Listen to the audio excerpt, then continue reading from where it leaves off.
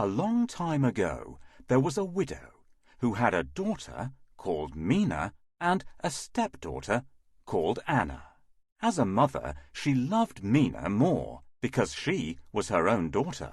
She loved Anna less because she was her stepdaughter. Mina was a very lazy girl, and her mother spoilt her by letting her have everything she wanted. Anna was never spoilt and was made to do all the housework, as well as the important job of spinning flax into thread. Anna enjoyed her work and was always happy doing things for other people. But Mina never, ever wanted to help anybody. So Anna grew into a hard-working and helpful young lady, while Mina grew lazy and bad-tempered. One evening, Anna was sitting spinning by the well when Rooster the cockerel strutted up to her. "It's getting late," he said, "and you should go home." "Thank you, Rooster, but I must finish this spinning first," she told him, and she began to spin as fast as she could.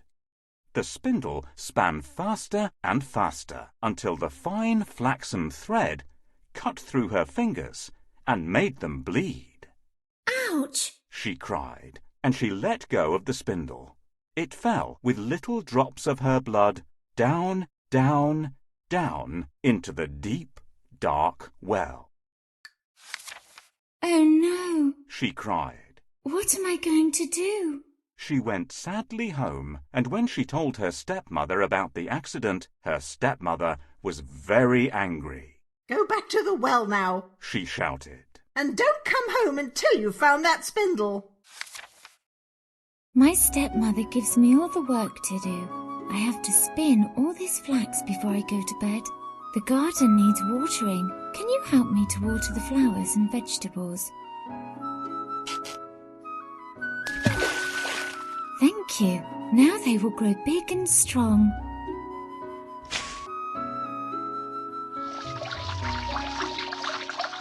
Cock-a-doodle-doo! Have you any corn for my supper, Anna? Where is the bag of corn? Can you see it? All birds love corn and seeds.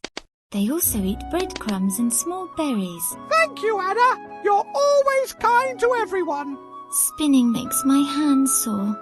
Ouch! It is lost forever. I shall have to go home without it. "You careless girl. Go back to the well now and don't come back until you've found that spindle." What should I do not? Should I jump into the well? Anna ran back to the well in tears and leaned over to see if the spindle was caught on a ledge. It was very dark and gloomy down there. Suddenly, her foot slipped and she lost her balance. Down, down, down she toppled into the deep, dark well.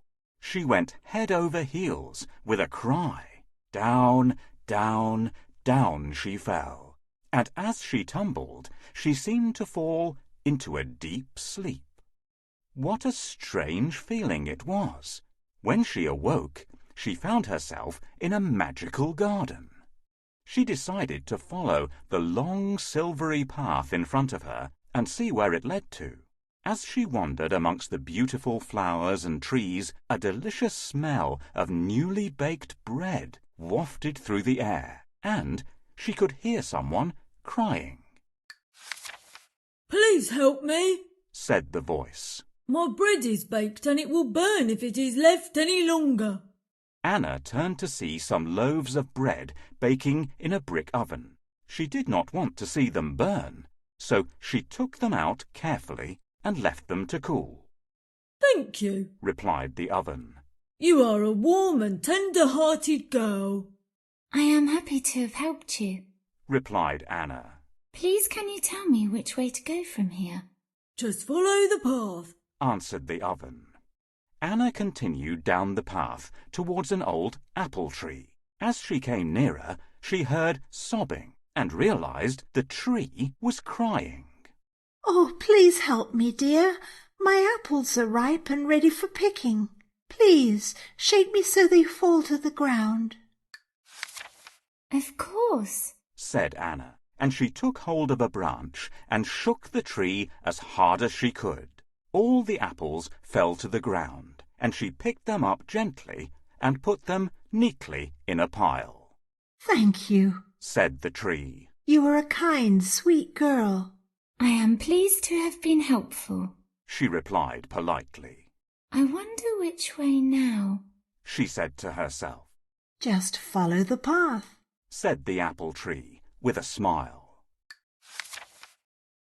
My apples are ripe and ready to eat. Why are you so sad? Please shake me so my apples fall. Can you help?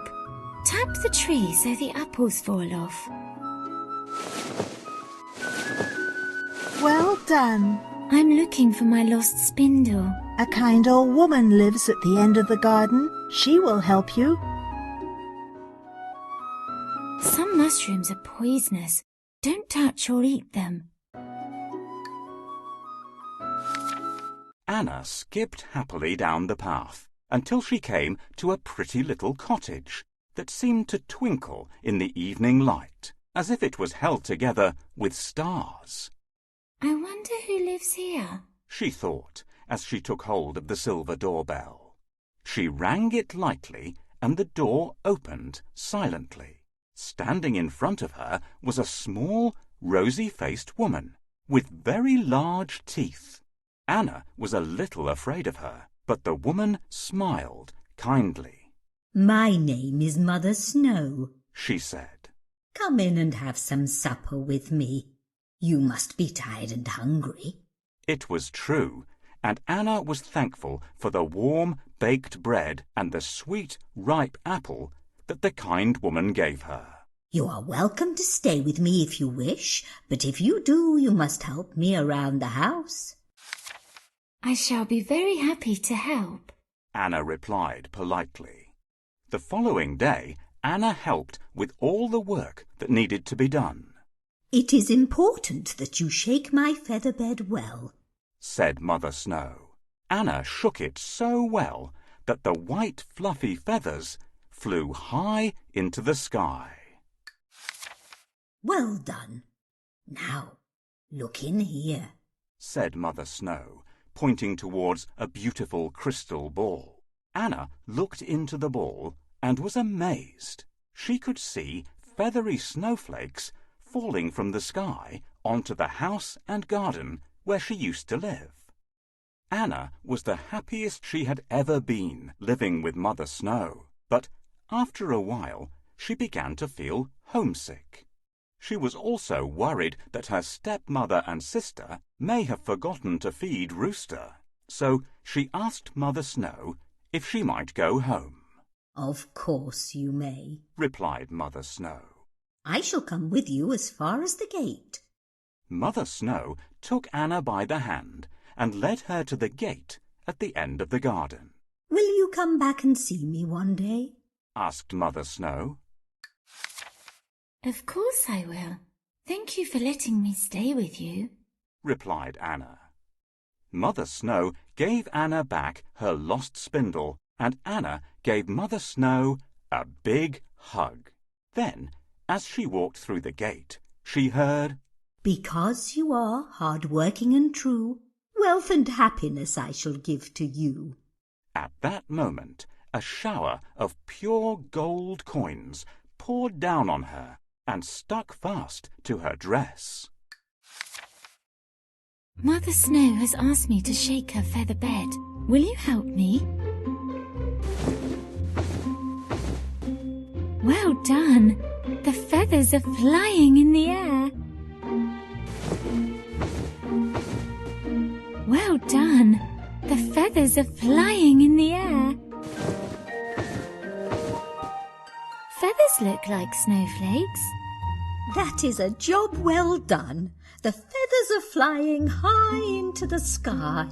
Thank you for your kindness, Mother Snow, but I feel a little homesick. Please may I go home? I understand. Here is your spindle, and I'll come with you as far as the gate at the end of the garden. Oh, thank you. You found it and kept it safe for me. What can you see in my treasure chest? Thank you, Mother Snow. Well done. Now, look in here. Can you see the snowflakes falling? Anna was amazed and turned to thank Mother Snow, but she had vanished. All she could see were a few fluttering snowflakes. Or were they perhaps white, fluffy feathers? She turned around to find she was back beside the well near her home. It was winter, and snow had fallen. Cock-a-doodle-doo! Your golden girl's come home to you, crowed Rooster. Anna ran home happily and told her stepmother and sister all about her adventure. Her stepmother was very pleased when she saw how rich Anna had become. I want to be rich too, screamed Mina. Then you must do as Anna has done, said her mother. Go on now. And she gave her the spindle and sent her to sit and spin by the well. Mina sat by the well, but only pretended to spin. Her fingers didn't bleed, so she pricked them with a thorn. Then, after letting drops of her blood and the spindle fall, she threw herself willingly down the deep, dark well. She wasn't afraid, because Anna had told her what would happen. It's really cold here. Why did I go outside into the cold? Can you remind me, kids? Help me with the housework, Mina. No, I might dirty my hands. Cock-a-doodle-doo! Have you any corn for my supper, Mina? Of course not. I don't have time to feed you. Get your own food. If you want gold, Mina, you'll have to go and visit Mother Snow. I want to be rich too, so I'd better jump into the well. Water freezes in the cold winter. Maybe the well is frozen. I'll throw the spindle down first.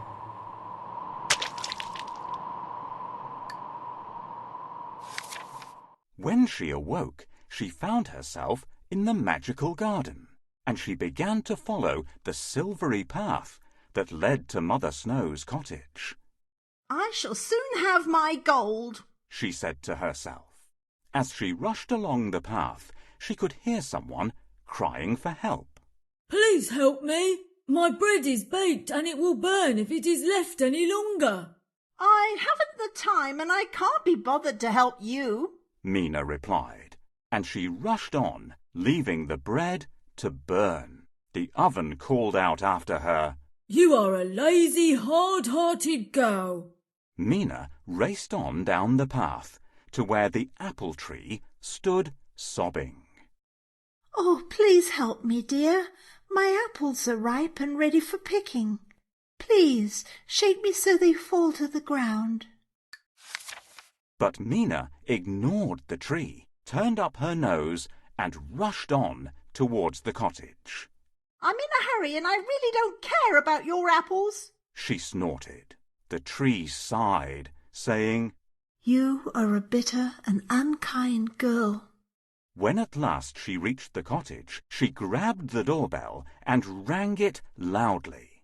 As before, Mother Snow opened the door. I've come to stay with you. Have you bread and an apple ready for my supper? Demanded Mina. I'm afraid not. I have no bread and no apples today, but you may come and stay with me if you wish. But if you do, you must help me around the house. My name is Mother Snow. I know all that. I'll help if I have to, Mina replied rudely. The following day, Mina made an effort and helped with some of the jobs around the house. Mother Snow told her that it was important to shake her feather bed well. Why? Mina asked. To make it snow, replied Mother Snow. But Mina was too lazy to shake the bed well, and hardly a snowflake fell. Oh, that old woman gives me so much work to do. help me shake the bed. I'm too tired. I'm not doing any more. Come along, Mina. It's time for you to go home. That's good. I shall soon be rich like my sister. This is your reward.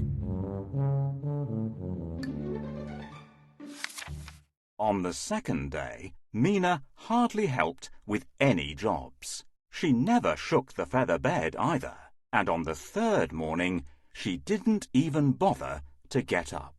Come along, Mina. Get out of bed. It is time for you to go home.